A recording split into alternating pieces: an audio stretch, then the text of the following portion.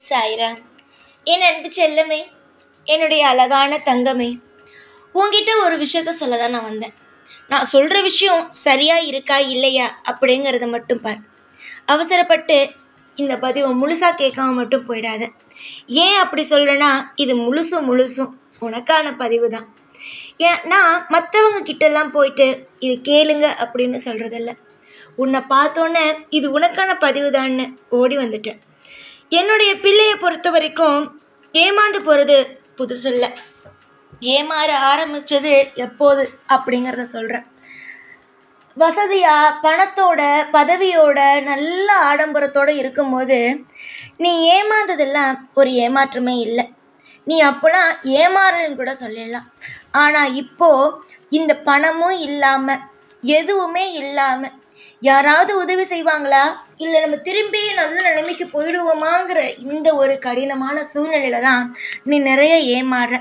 ஒவ்வொரு விஷயத்துலையும் ஏமாந்துக்கிட்டே இருக்க. நீ நல்லா யோசிச்சு பாரு. வசதியாக இருக்கும்போது ஏமாந்துட்ட அப்படிங்கிறத நீ என்கிட்ட சொல்கிற. ஆனால் உண்மையாக யோசிச்சு பார்த்த அப்படின்னா வசதியாக இருக்கும்போது நீ ஏமாந்ததை விட இப்போ தான் அதிகமாக ஏமாறுற. நான் என்ன சொல்கிறது சரியா தவறா என்னன்னு சொல்கிறேன், முழுசாக கேளு. உன்னுடைய வாழ்க்கையில் பணமும் நிறைய செல்வங்களும் சுற்றி ஜனங்களும் இருக்கும்போது உங்ககிட்ட பணத்தை எடுத்துக்கணும், உன்னை ஏமாற்றணும் அப்படின்னு நினச்சாங்க. ஆனால் இப்போது கஷ்டப்படுறேன்னு தெரிஞ்சுமே உன்னை ஏமாத்துறாங்க. பணம் இருக்கும்போது ஒரு ஆளை ஏமாத்துறாங்க. சரி, ஏன் பணம் இல்லாமல் ஏமாத்துறாங்க? அதாவது நீ இப்போது ஒரு 10 ரூபா சம்பாதிக்கிறேன்னு வச்சுக்கோ. அந்த 10 ரூபாயில் நீ உன் குடும்பத்தை தான் பார்க்கணும். ஆனால் சில பேர் என்ன தெரியுமா நினைக்கிறாங்க, நீ 10 ரூபா சம்பாதிச்சாலும் அது அவங்களுக்கே வந்துடணும் அப்படின்னு நினைக்கிறாங்க. உன் குடும்பத்தில் ஒரு விஷயம் நடக்குதுன்னா அதை இன்னும் ஊதி ஊதி பெருசாக்கிடணும் அப்படின்னு நினைக்கிறாங்க. ஒரு கஷ்டப்படுறா, ஆனால் அவளோட வாழ்க்கையில் போய் ஒரு நல்லது செய்வோம் அப்படிங்கிறது கிடையாது. ஒரு கஷ்டப்படுறாங்கும் போது அந்த வாழ்க்கையில் இன்னும் இன்னும் இன்னும் கஷ்டத்தை கொடுத்து கொடுத்து ரொம்ப கொடூரமான வார்த்தைகளை பேசி துன்புறுத்துறது எவ்வளோ பெரிய தப்பு. உன் வாழ்க்கையிலையும் அதுதான் நடந்துகிட்டு இருக்கு. என்ன அப்படிங்கிறத ஒரு கதை மூலியமாக உனக்கு சொல்கிறேன், நீயே புரிஞ்சுக்குவ. ஏன்னா எதையுமே சாதாரணமாக சொன்னால் புரிஞ்சுக்கிறது கிடையாது யாரும். ஒரு கதை மூலியமாவோ இல்லை உங்களுடைய வாழ்க்கையில் ஒரு பாடமாகவோ சொன்னாதான் சுலபமாகவே புரிஞ்சுக்கிறீங்க.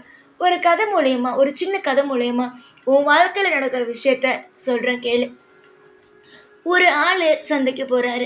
அவருக்கு ரொம்ப பண கஷ்டம். அதனால ஒரு கடையில் போய் நின்றுட்டு, ஐயா எனக்கு ஏதாவது ஒரு வேலை இருந்தால் கொடுங்க அப்படின்னு கேட்குறாரு. அப்போ அந்த கடைக்காரு, இல்லையா போங்க அப்படின்னு சொல்லிடுறாரு. அதுக்கு அவர் சொல்கிறாரு, ஐயா நான் குடும்பம் ரொம்ப கஷ்டப்படுறது, அந்த கஷ்டத்தை நான் போக்கணும். வேலை பார்த்தா மட்டும்தான் நான் அடுத்த வேலை ஒரு கஞ்சி குடிக்க முடியும், என் பிள்ளைங்களை போய் பார்த்துக்க முடியும். என்னை எப்படியாவது ஒரு வேலை கொடுங்க ஐயா அப்படின்னு கேட்குறாரு.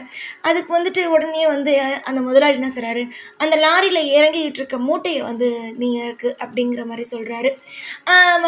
அப்போ என்ன சொல்கிறாங்க, அந்த லாரியில் இருக்கிற மூட்டையை சரி நான் இறக்குறேன் அப்படின்னு சொல்லிட்டு இறக்குறாரு. அந்த லாரியில் மொத்தம் 300க்கு மேலே இருக்குது மூட்டைகள். அது ஒரே ஆளாக நின்று அத்தனையும் இறக்கிட்டாரு அவர். இறக்கிட்டு, ஐயா நான் அத்தனை மூட்டையுமே இறக்கிட்டேன், சம்பளம் கொடுங்க அப்படின்னு கேட்கும்போது 300 ரூபாயை காசு எடுத்துகிட்டு தராரு. 300 ரூபாயை எடுத்துகிட்டு தந்தோடனே அவர் கேட்குறாரு, ஐயா ஒரு மூட்டைக்கு 2 ரூபான்னு வச்சா கூட 600 ரூபா வரும். நீங்கள் நிறைய மூட்டை நான் இறக்கியிருக்கேன், எனக்கு நீங்கள் அதிகமாக தானே காசு தரேன், எதுக்கு ஏன் 300 ரூபா தரீங்க? அதுக்கு அந்த கடைக்கார் சொல்கிறாரு, உனக்கு வேணும்னா வாங்கு இந்த காசு, இல்லைன்னா அந்த காசும் தரமாட்டேன் போ அப்படிங்கிறத சொல்கிறாரு. ரொம்ப மனசு உடைஞ்சி அந்த 300 ரூபாயை வாங்கிக்கிட்டு போகிறாரு. அவன் வேலை பார்த்ததுக்கான சம்பளம் அது இல்லை, அது அவனுக்கும் தெரியும், அந்த கடைக்காரனுக்கும் தெரியும். ஆனால் வாங்கிட்டு போகிறாரு.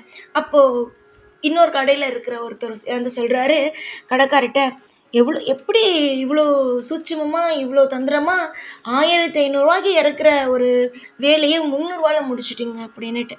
அதுக்கு அவர் சொல்கிறாரு, இந்த மாதிரி ஆளுங்களை வச்சு தான் சில வேலையை முடிக்கணும், இந்த மாதிரி ஆளுங்களை வச்சு தான் நம்ம பயன்படுத்திக்கணும் அப்படின்னுட்டு. ஒரு நபருக்கு உதவி செய்யலை அப்படின்னாலும் உபத்திரம் செய்யாமல் இருக்கணும். அந்த நேரத்தில் இல்லையா எனக்கு வேலை உங்களுக்கு இல்லை அப்படின்னு சொல்லி அவன் அனுப்பியிருந்தா அவர் வேறு கடைக்கு போய் இன்னும் நிறைய சம்பாதிச்சிருக்கலாம். ஒருத்தவனுக்கு நம்பிக்கை கொடுத்துட்டு அவனுக்கு செய்ய மாட்டேன், அதாவது அவன் எதிர்பார்க்குறத கம்மியாக தான் செய்வேங்கும்போது எவ்வளோ கஷ்டமாக இருக்குது. யாருக்கும் எப்பயும் நம்பிக்கை துரோகம் செய்யக்கூடாது.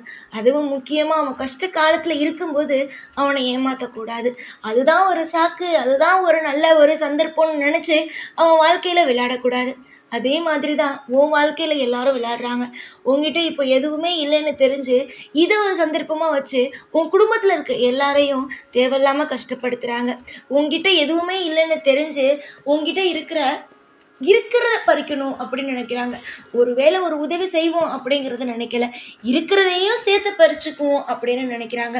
உதவி செய்வோம், உன் குடும்பத்தை ஒரு வளர்த்துறதுக்கு ஒரு உதவி செய்வோம் அப்படிங்கிறத நினைக்காம உன் குடும்பத்தை இன்னும் இன்னும் கீழே அமுத்திட்டே இருக்கணும் அப்படிங்கிறத நினைக்கிறாங்க. சுற்றி இருக்கிற சொந்தங்க இப்படி தான் இருக்கிறாங்க. ஒருவேளை சாப்பாடு போட்டால் கூட ஒரு வாயில்லாத ஜீவன் அடுத்த நேரம் வந்து நிற்கும். ஆனால் சாப்பாடு போடுங்க அப்படின்ட்டு. ஆனால் மனுஷங்க ஒருவேளை நீ தாராளமாக அவங்களுக்கு வீட்டுக்கு கூப்பிட்டு விருந்து வச்சாலும் அந்த சாப்பிட்டுட்டு அந்த படியை தாண்டதோட சரி, அடுத்த வேளை உன்னை பற்றி யோசிக்க கூட மாட்டாங்க. நீ ஒன்று தெரிஞ்சுக்கோ, சுற்றி இருக்கிறவங்க என்ன பேசுவாங்கங்கிறத பார்க்காத. உன்னால் என்ன முடியுமோ அதை செய். அதே மாதிரி உன்னை ஒரு முறை ஏமாத்திட்டாங்க, ஒரு விஷயத்தில் ஒரு முறை உன்னை கவலைப்பட வச்சுட்டாங்க அப்படிங்கும்போது அவங்கள அடுத்த முறையை நம்பி ஏமாறுறது உன்னுடைய முட்டாளான தனம். அதனால ஒரு முறை உன்னை ஏமாத்திட்டாங்க அப்படின்னா அடுத்த முறை அவங்கள நம்பின அப்படின்னா அது உன்னுடைய தப்பு. யாரையும் நம்பாத. எல்லா விஷயத்துலையும் தெய்வம்னு ஒருத்தவன் இருக்கான், பார்த்துக்குவான். இந்த உலகத்தை படைச்ச அந்த ஈசன் சாதாரணப்பட்டவர் அல்ல, எல்லாரையும் பார்த்துட்டு தான் இருக்காரு.